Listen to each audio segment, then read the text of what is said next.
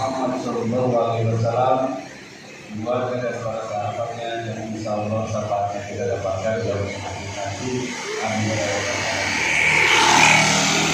Bapak Ibu sekalian, bahwa kita telah melaksanakan nisfu Syaban, yang artinya nisfu itu adalah pertengahan Syaban, berarti tinggal setengah bulan.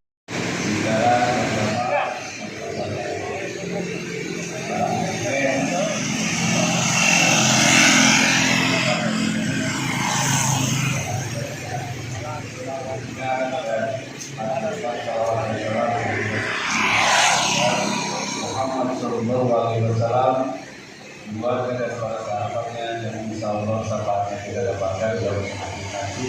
Amin. Bapak Ibu sekalian, bahwa kita telah melaksanakan nisfu Syaban, yang artinya nisfu itu adalah pertengahan Syaban, berarti tinggal setengah bulan.